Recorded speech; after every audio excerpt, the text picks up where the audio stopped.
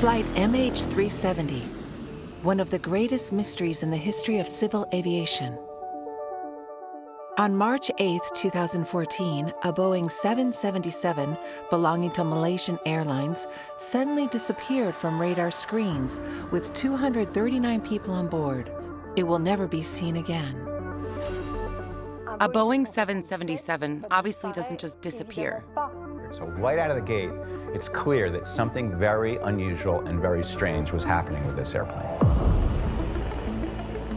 In July 2018, after 4 years of investigation, Malaysia abandons the search and comes to a terrible conclusion. It is not able to determine the causes of the aircraft loss.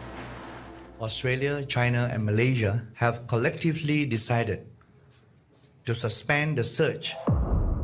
In the first episode of this documentary series, we will attempt to understand the failure of this investigation, which monopolized hundreds of experts and cost millions of dollars. The reason for the failure is that we didn't search the right area. I think the fundamental problem was that Malaysia was ill-prepared. We unveiled the inconsistencies published in the official report. I started to realize that everything we had been told, which substantiated the idea of a turnback and of a flight over Malaysia, was completely unfounded. This had never been mentioned. No data collected from that had ever been mentioned. We also shone a light on the gray areas surrounding this extraordinary case. So, is MH370 a crime scene? Is it a crime? Are we investigating a crime here? The possibility is certainly yes. But the story doesn't end there. Today, many experts refuse to accept this conclusion.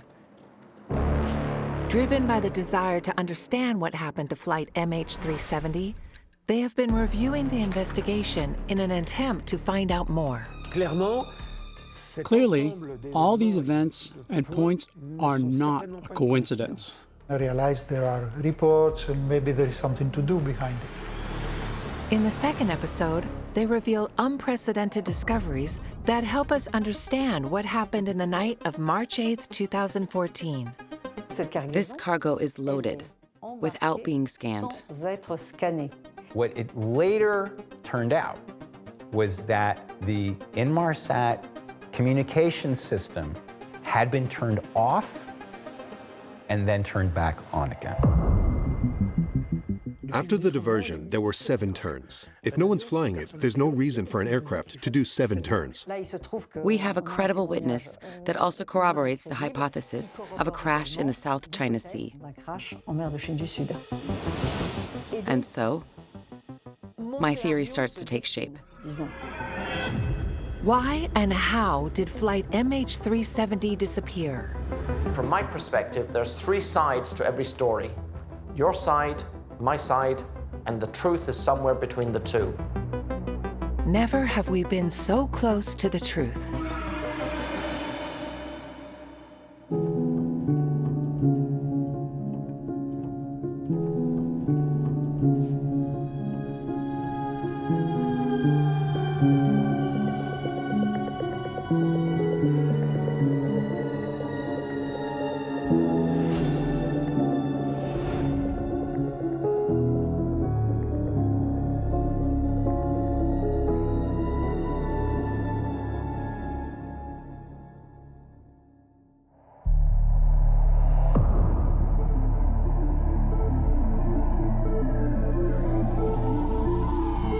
July 30th, 2018, more than 4 years after the disaster, a turning point in the case of Flight MH370.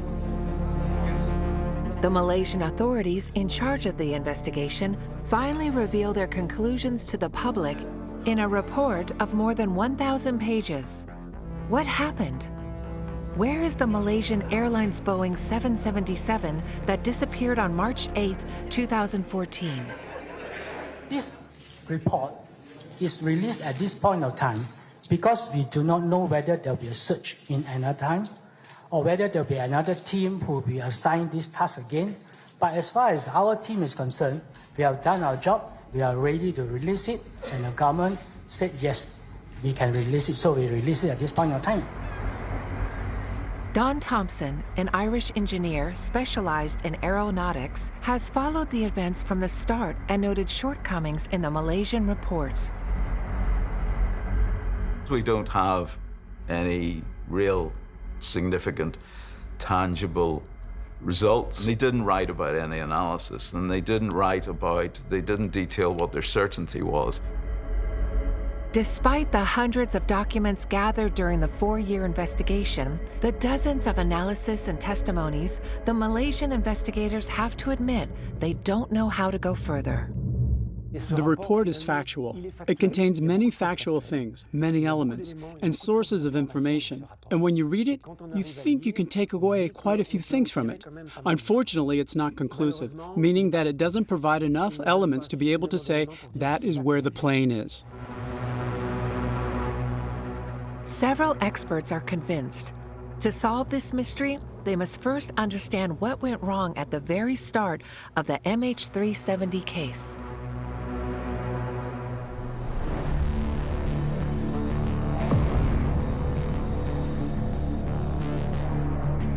March 8, 2014. We are in northeast China, in Beijing's huge international airport. 120,000 passengers transit through daily, but this morning, some of them never arrived. Flight MH370, operated by Malaysian Airlines, is several hours late. The flight took off at 12:41. We know that there are families in Beijing waiting to pick up their loved ones, but we still have no communication from Malaysia Airlines or the Malaysian government. Departing from Kuala Lumpur, Malaysia, the Boeing 777 was to travel 2,670 miles to reach Beijing, the Chinese capital, at 6:30 a.m. On board, 239 people of 14 different nationalities, including many Chinese. In the arrivals hall, the passengers' relatives are starting to panic. No news, no nothing. Pas d'informations, rien du tout. On attend encore, toujours pas d'infos. Donc on est un peu inquiet. This incredible situation is not typical of Malaysian Airlines. Malaysia's national and largest airlines has an excellent reputation and has never encountered any major problems. In 2014, Hugh Dunleavy holds the very strategic position of commercial director. Malaysia Airlines was one of the few 5-star airlines in the world. I think there are only about 6 or 7 airlines in the world that are rated 5 class. Malaysia Airlines was one of those and had been so for many, many years. Should we be worried by this disappearance?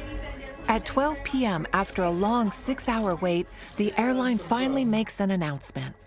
That this flight, MH370, lost contact with Subang Air Traffic Control at 2:40 a.m. this morning.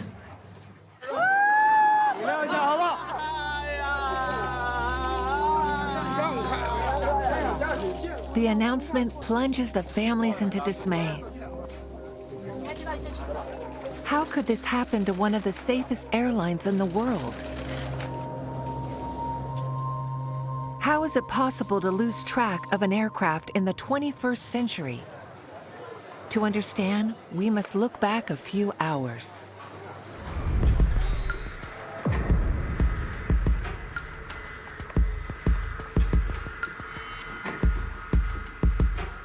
In the night of March 8, 2014, at 12:40 a.m., flight MH370 left the runway at Kuala Lumpur Airport. 40 minutes later, at 1:19 a.m., the Boeing 777 is about to leave Malaysian airspace and enter Vietnamese airspace. At that moment, everything is normal. As he leaves the Malaysian control zone, he says goodbye. Malaysian 370, contact Ho Chi Minh 120.9. Good night. Good night, Malaysian 370. Good night, signed Malaysian 370. These are the final words from the aircraft's pilot. 6 seconds later, as it's about to enter Vietnamese airspace, the plane suddenly disappears from radar screens. The rule is that we should recontact them within a minute or so. We call them to say hi and introduce ourselves. They find us on the radar and authorize us to enter the country and follow the route in the flight plan. Within that minute, the pilot should have contacted the next control zone, that is, the Vietnamese control zone. But the aircraft didn't contact Ho Chi Minh. Focused on managing traffic, the air traffic controllers don't immediately realize what's happening. The Vietnamese air traffic controller woke up 15 minutes after the time he should have received the call. It was a very long time. Part of the report is dedicated to the transcripts of conversations between control towers and the airline. When rereading them, some experts have noted the confusion that reigned throughout the night. Still negative contact with Malaysian 370. Confirm, still negative contact with Malaysian 370. Affirm, negative contact. Reference to the company Malaysian Airlines. The aircraft is still flying. It is somewhere over Cambodia. Somewhere over Cambodia? Affirm. The aircraft is landing. Say again? Affirm, Malaysian 370 still flying aircraft.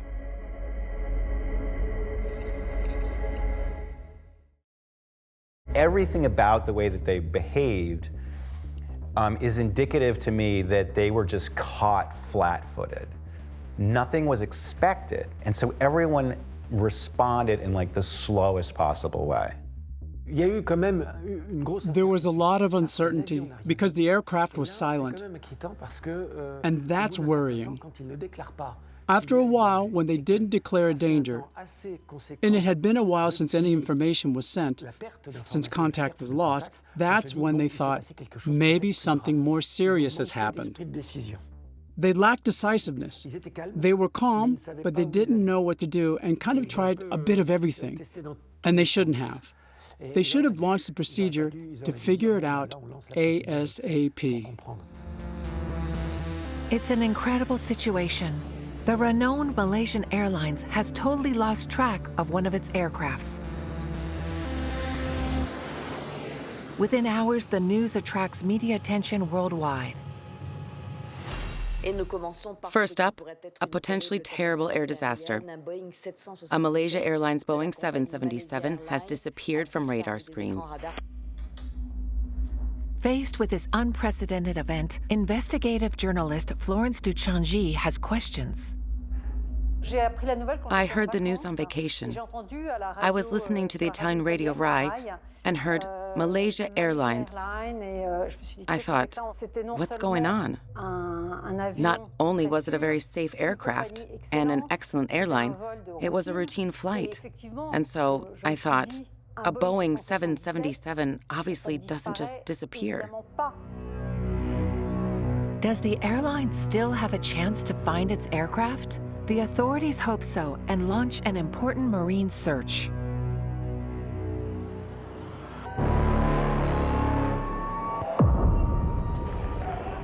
South China Sea. This large area is where the search for MH370 starts. More specifically, the place where the aircraft signal was lost.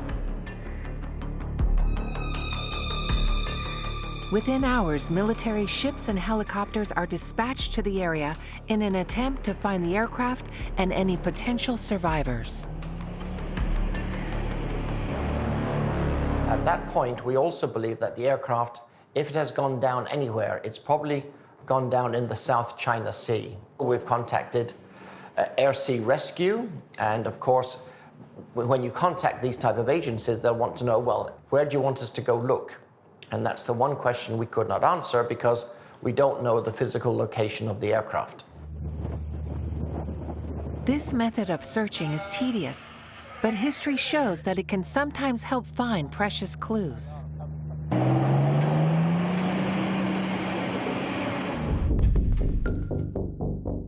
Like MH370 on June 1, 2009, Air France flight AF447 connecting Rio to Paris suddenly disappears somewhere over the Atlantic Ocean. Within hours, a search is launched, and 4 days later, debris is found. But it will take almost 2 years to locate the wreck and understand the causes of the accident. This success, internationally recognized in the world of aeronautics, is due to the BEA, the French Bureau of Investigation and Analysis, and its director, Jean-Paul Troadec, who was soon asked to help the Malaysian authorities. In the first few days after the accident, the BEA was contacted by the Malaysian authorities, who wanted our expertise in marine search. At the time, they were searching for the wreck. What means could they use to find a wreck at the bottom of the ocean? And of course, it was our experience searching for the Rio-Paris flight that the Malaysians were interested in. Arriving on site, Jean-Paul Troadec is struck by the disorganization of the search. The Malaysians seem overwhelmed.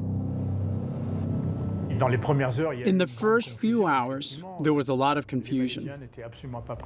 The Malaysians were not prepared to deal with this type of accident. Every day, long-haul flights fly over their seas, but they had never done any marine search and rescue exercises, something which the BEA has done for years. They had no idea of the means required to search for a wreck at the bottom of the ocean. They were lost.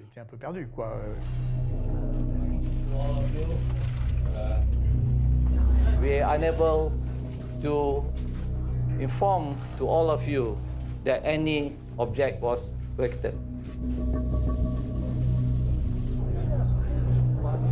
this point in time, the search and rescue team has started since morning. We don't know the details because everyone is asking for details, which we simply do not have. We're working hard with the various search and rescue and government agencies of all the countries that are potential assistance to the situation to help us, but we don't have any more information. But we're happy to answer as many questions as we can, but be aware, we may not be able to give you definitive answers if you're saying, where is the aircraft? We simply don't know.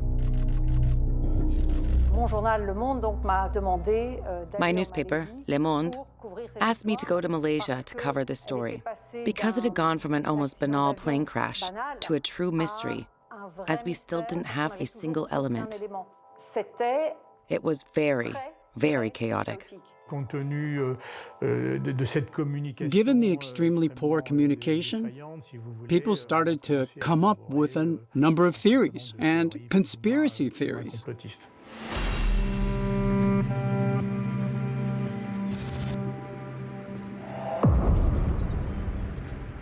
How can we understand this disappearance with no crime scene, no clues, no witnesses?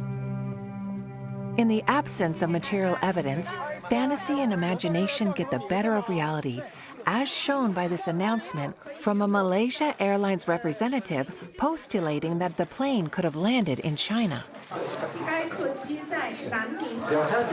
Il y a des rumeurs comme quoi l'avion se serait posé à Nanning en Chine. Nous travaillons pour vérifier l'authenticité de ces informations. I think that's one of the first rumors that was spreading in China as those families waited in Beijing and the flight didn't arrive. The rumor was that it actually was diverted to Nanning for safety reasons, but that was false. And so in the absence of accurate information from the organization, people are going to start to speculate. And so we definitely saw that on social media and the internet with MH370. From the Bermuda Triangle to aliens, the craziest theories start to multiply. You get almost immediately a proliferation of people coming out of the woodwork and throwing every kind of possible theory against the wall. You get people who said, oh, I was on a boat at the time and I saw this fireball going through the sky. CNN issued a survey that indicated that at one point about 9% of Americans actually believed that aliens could have potentially hijacked the plane. How can we navigate all this information? Often unverified or even false. The subject dominates the media and journalists try to provide answers. From the very start, Florence Duchangi develops a passion for this extraordinary case. I think that if it had been a cargo plane whose only victims were the pilots doing their job, it wouldn't have had the same impact as a commercial aircraft with 239 people on board, including 3 babies.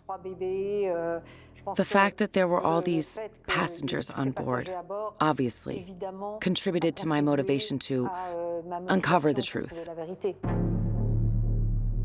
If people around the world are fascinated and puzzled, behind the scenes, Malaysia Airlines is in a difficult spot.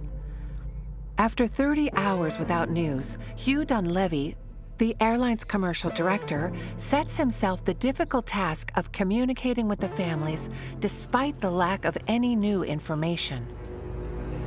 I will tell you that we have communicated to the family members that after more than 30 hours without any contact with the aircraft, we believe that the family members should prepare themselves for the worst. Information is not important. That event took place after I had communicated with the family members. Of course, they're very upset, they're angry, they're very disturbed about what's happened, and there's this feeling of loss, hopelessness. What's gone on? We don't have a real reason for why their family members are now no longer with them, and what exactly happened is still unknown. This announcement by Malaysia Airlines commercial director dashes any hope for the families and casts even more mystery on the case.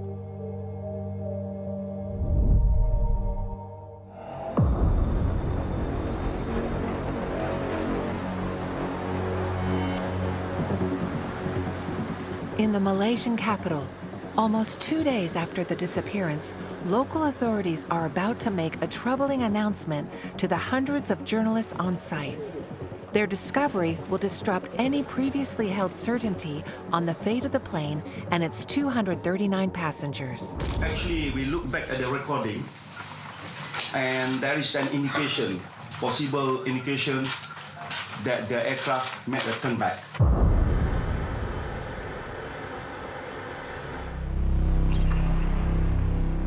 The announcement is astonishing. MH370 might have turned back.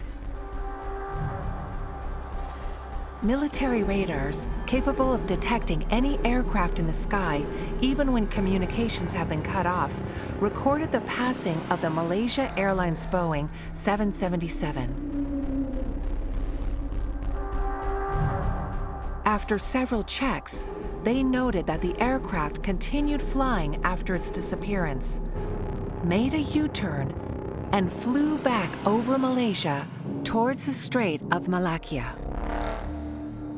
Over the weekend of 8th, 9th of March and through into the 10th, it started to become known that the Air Force had detected this air turn back of MH370. It's incredible. Everyone is astounded. It's just incomprehensible that a plane would turn back for no reason, without announcing it on the radio, without telling anyone. It was truly unbelievable. That puts everything in a whole different category. Because when you look at plane crashes, typically what you're trying to do is to put it in the context of other crashes that have happened in the past. Like, that's your first level of understanding.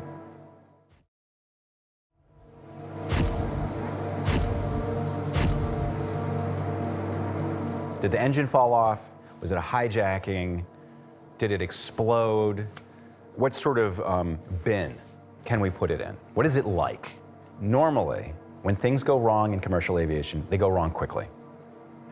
So This plane did not do that at all. In fact, I couldn't even think of a single case of something like this happening, where a plane vanishes from radar and doesn't crash. It actually turns around and keeps flying and goes back the other way, fast and high, and passes over airports, so it's not in distress, it's not trying to land, it's just making a beeline in the other direction. That's very weird. So right out of the gate, it's clear that something very unusual and very strange was happening with this airplane.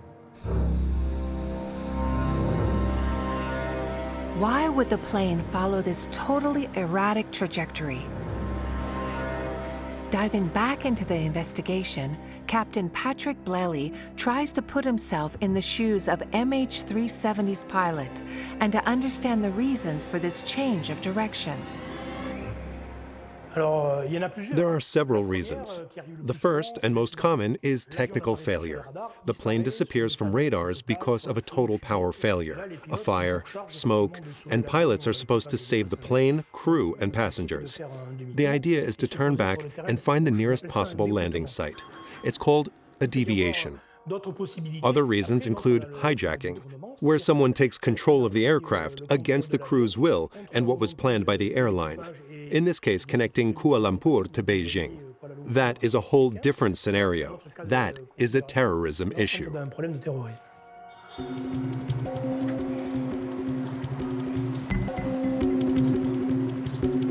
In New York, investigative journalist Jeff Wise decides to dive into this haunting mystery.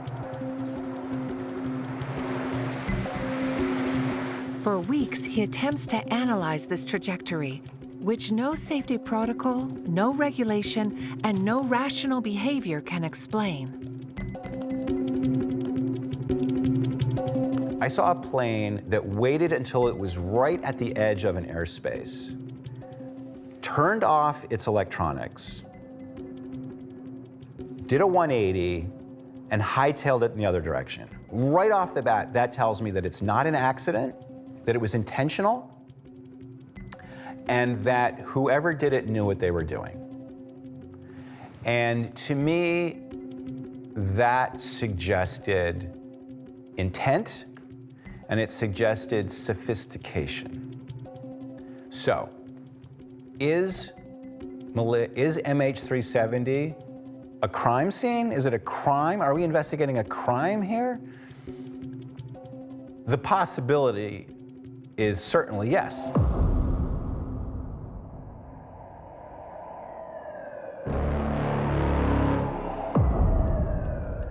In the Malaysian capital, the incredible announcement of a turnback has caused utter confusion.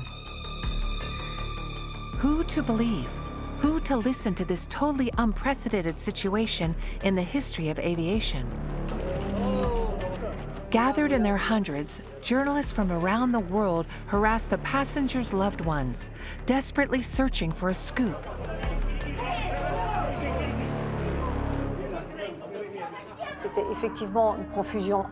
Incredible confusion reigned in Kuala Lumpur. Every day, new stories broke, and the hundreds of media present just gobbled them up. We received the information that there had been 2 Iranians on board. 2 Iranians who had traveled with fake passports. So that mobilized media attention for 24 or 48 hours. Then there was the scandal, the pseudo-scandal, in which we discovered that 2 years earlier, on a flight from Thailand, the co-pilot had invited 2 beautiful young girls into the cockpit with him. There were all sorts of stories like that, which sent us media running all over the place. We have the 24-hour news cycle. That means that we need content to fill those 24 hours. It also means that news organizations are competing with each other to make sure that they have the most up-to-date information, that they are the ones to release the newest information, the most current data to their viewers. Faced with this media frenzy, the political authorities, the airline, and the military start to multiply the press conferences. Yes, with that turnback, does the radar record reflect how much of a turnback it made? In other words, did it come back kilometers, 20 kilometers, 10? I think We are still looking at that. We're still looking at Forensic. Dans un accident comme celui-là, il est important qu'au départ... In an accident like this one, it's important for the communication to be well managed from the start and managed by professionals. But in Malaysia's case, the communication was taken care of by political authorities, not by aeronautical professionals. In countries that have a professional investigation bureau, this bureau is the only body authorized to communicate. From my point of view, one of the reasons there is so much suspicion surrounding this investigation and this event is that it started with very chaotic communication. From the very early days of MH370, there was a lot of frustration on the part of the press with the Malaysian authorities. It seemed that they were not being forthright.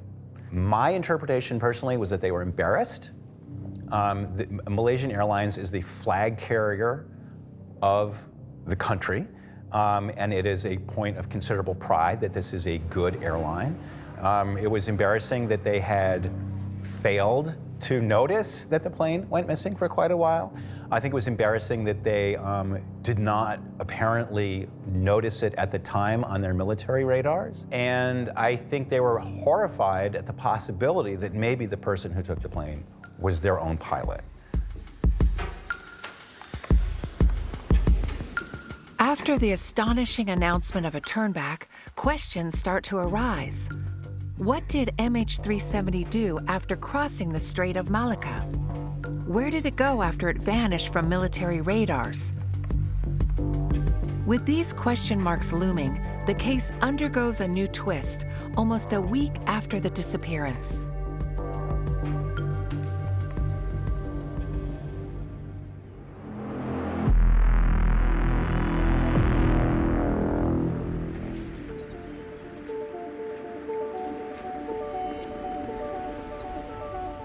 British capital London is now at the heart of media attention.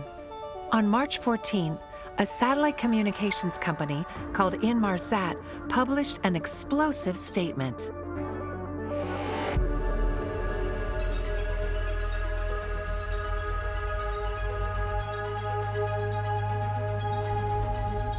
This company might not be a household name, but it has been operating a satellite communication system on almost all airliners for close to 25 years.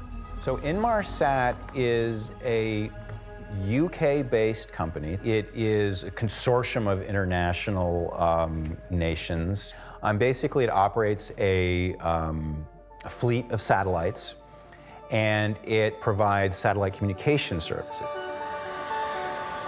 Inmarsat reveals that after cutting off communications at 1:19 a.m. and disappearing from military radars at 2:25 a.m., the aircraft automatically reconnected to one of their satellites.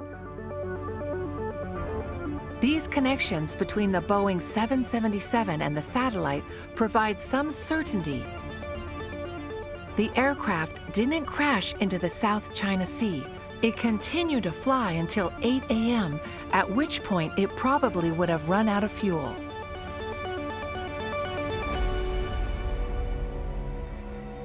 The bombshell that really glued people into their seats was the revelation that took place about a week after the plane disappeared, that Inmarsat had recorded this data that had been automatically transmitted by the plane's satellite communication system. And it told us, to everyone's incredible and absolute astonishment, that this plane had stayed in the air for 6 hours. It had stayed in the air for 6 hours. I can't even tell you how completely astonishing and unexpected that was. Which meant the aircraft was still operating with power and had been airborne until 19 minutes past 8 local time Malaysia on the Saturday morning. It was a significant piece of information, and it sort of, I guess it changed the direction of everything at that point.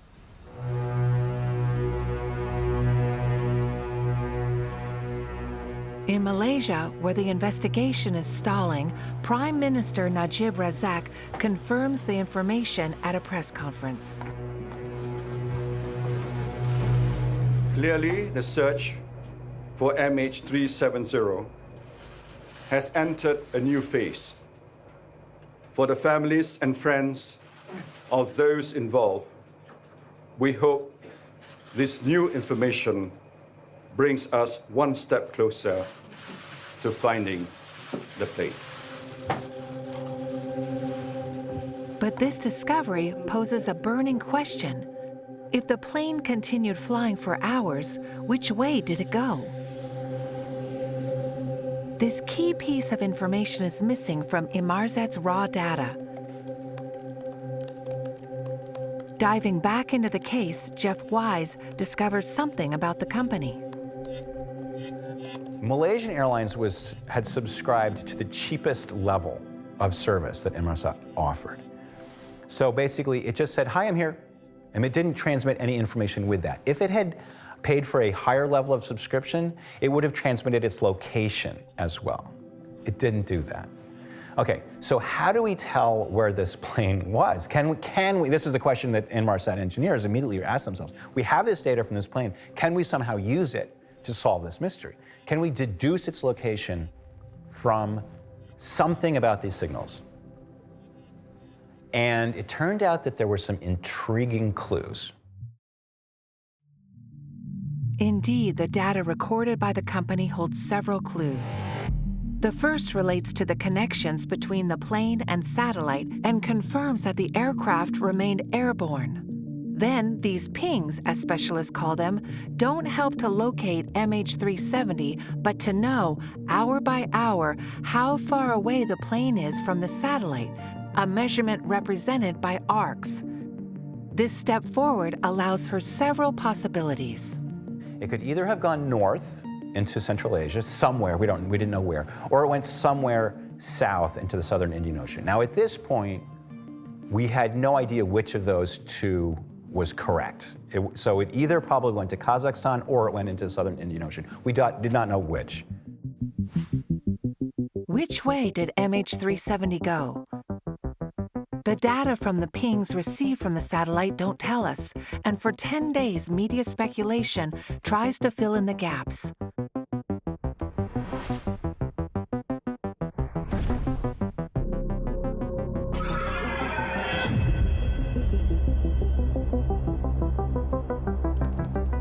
Journalist Jeff Wise, now obsessed with this mystery, puts forward a pretty incredible theory. The week before the plane disappeared, there had been an Uzbek uprising in China, a part of China that's Central Asia. Now, all we knew is that the plane went somewhere in Central Asia. We knew that there'd been an Uzbek uprising, and I thought 2 and 2 makes 4. My prime suspect, right out of the gate, was Chinese Uzbek separatists. That's crazy, right?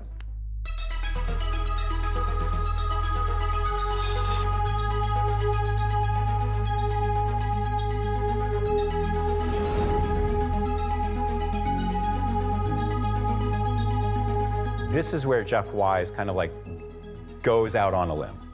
And my editor thought that that was crazy and said, "If you are wrong, will you apologize?" And I said, yes.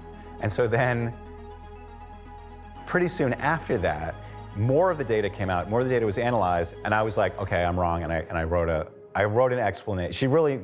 She held me to it. She made me write an article saying, I was wrong, this is why I was wrong, and so, mea culpa. For several days, Inmarsat's engineers refine their analysis.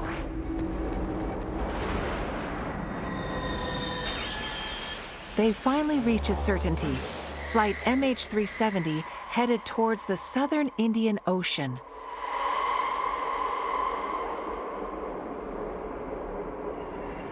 On March 24th in Kuala Lumpur, Malaysian Prime Minister Najib Razak makes a new announcement, this time with immense gravity. Based on their new analysis, Inmarsat have concluded that MH370 flew along the southern corridor and that its last position was in the middle of the Indian Ocean. This is a remote location, far from any possible landing sites. It is therefore with deep sadness and regret that I must inform you that flight MH370 ended in the southern Indian Ocean. After weeks of speculation, this announcement provides families with the certainty that the passengers and crew of flight MH370 will not be found alive. This opens a new chapter, finding the plane and its black boxes.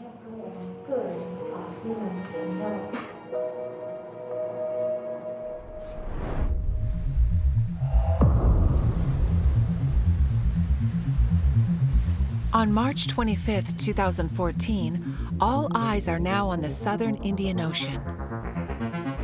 An area 1,200 miles off the west coast of Australia is now the focus of the search for flight MH370.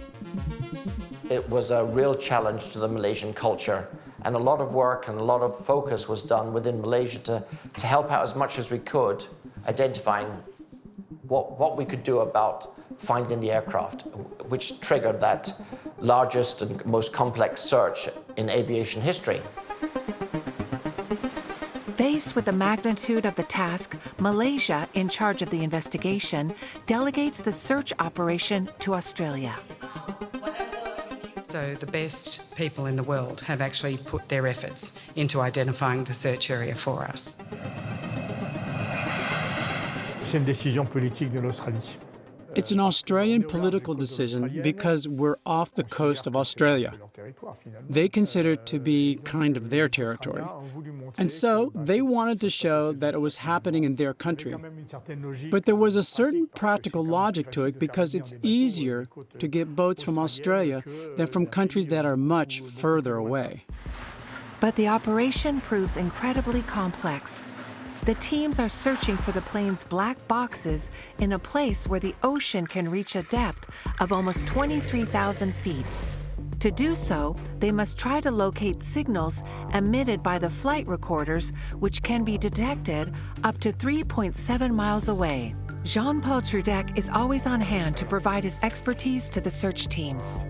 They are active signals, and those must be searched for first. Very quickly, you have to place microphones into the sea that will be able to detect these signals. The issue is that time is of the essence. Indeed, these boxes only emit for 30 days, and the search area is huge. We were confronted with an extremely vast zone, a kind of arc off the coast of Australia.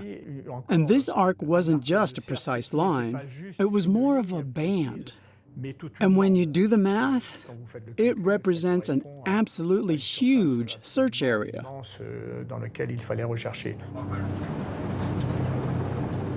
The only solution is to refine the search parameter in the hope of passing over the wreck and detecting the black box signals.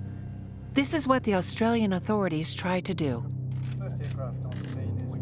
Day by day, the Australian Transport Safety Bureau continues to refine the area where the aircraft may have entered the water, based on continuing groundbreaking and multidisciplinary technical analysis. April 8, 2014, a first failure for the Australian authorities. They still haven't found the black boxes and now know that they have stopped emitting. The teams must settle for scanning the ocean floor using sonar.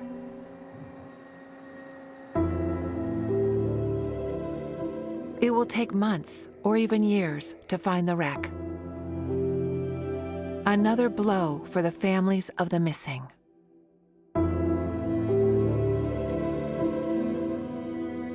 This created some very heated moments between the Malaysian government and the passengers' families as they were, trying to get clarity on what happened to our loved ones, and the Malaysian government was not being forthright.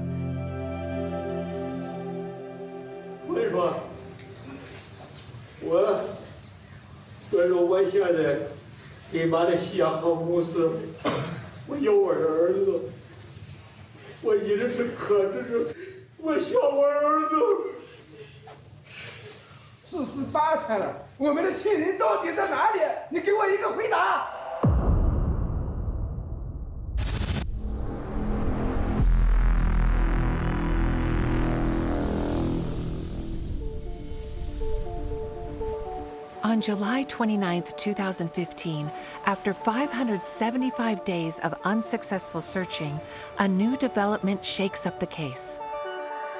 A piece of plane wing, a flaperon, washes up on one of the Reunion Island's French beaches.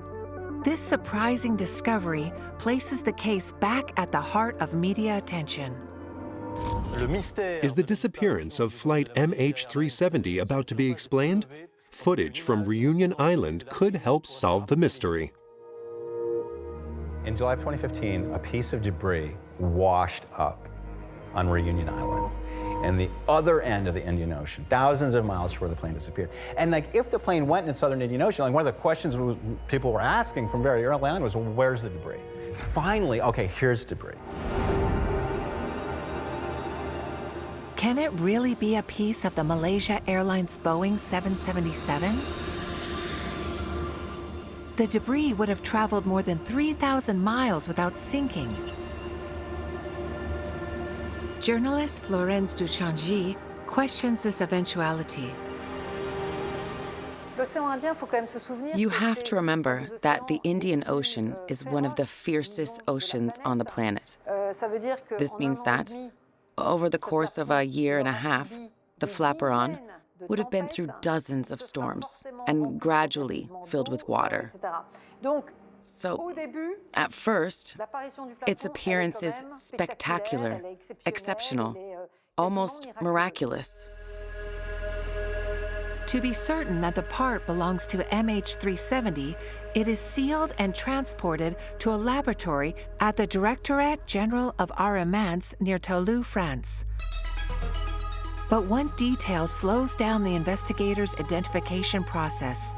The debris has no serial number, despite every part requiring one. A detail picked up by journalist Florence Duchangi. The flaperon, discovered on Reunion Island, had lost its serial plate. This was hugely problematic. There is no good physical reason for this flaperon to have lost its plate over the course of a few months in the Indian Ocean. For Patrick Blelly, a pilot for a major airline, this event is not at all surprising. At first, people tried to say that the flaperon didn't belong to the aircraft. There's nothing to justify this, even if a plate was missing. Very frequently, during aircraft maintenance, when a technician doesn't want any trouble from a plate that's in the way during a repair, they remove it and don't put it back. Job done. On August 5, 2015, as more and more questions arise surrounding the flaperon, the results of the analysis carried out by the French experts are revealed.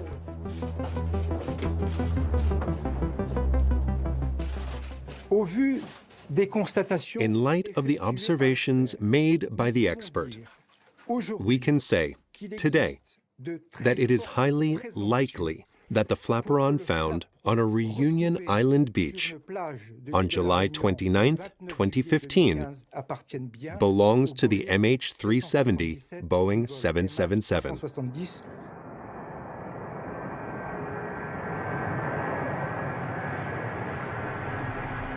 Argyris Kemalakos, an expert specialized in aeronautical structures, quickly took an interest in the French expert's conclusions. They measured the drag of the flaperon in the air and in the sea, and everything looks possible.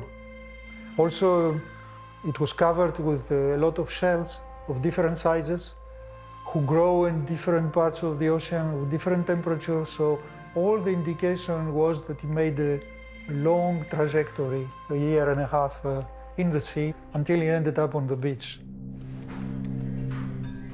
The arrival of debris on Reunion Island indeed provides information because it provides the certainty that a plane crashed into the Indian Ocean. Until then, it was a hypothesis. We now have a tangible piece of the plane, which was eventually identified as belonging to the aircraft. And so, this reinforces the idea that the Indian Ocean is where we need to search.